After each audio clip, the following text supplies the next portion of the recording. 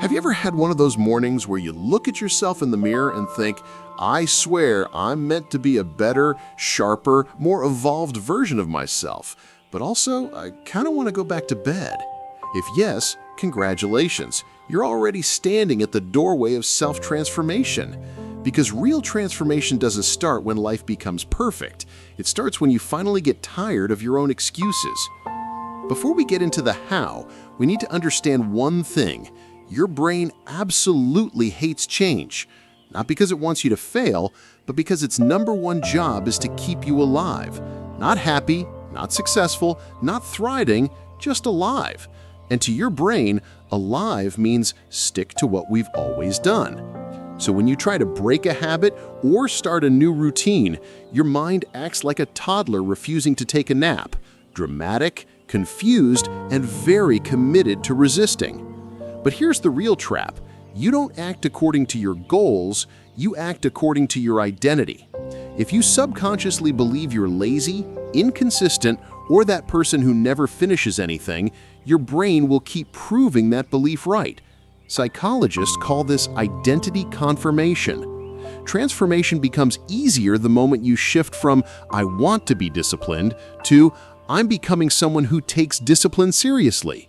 It's a tiny change in words, but a massive shift in mindset. Another thing people forget is that transformation isn't just behavioral, it's emotional.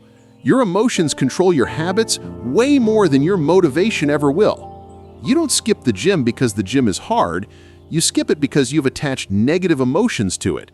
Embarrassment, dread, or a memory of that one time the treadmill betrayed you at full speed.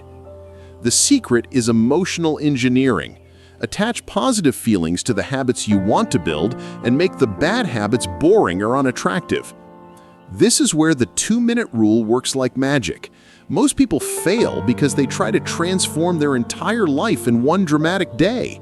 New routine, new mindset, new habits, new personality, and by evening they're lying in bed with snacks thinking, okay, maybe tomorrow. Instead, transformation begins with just 2 minutes.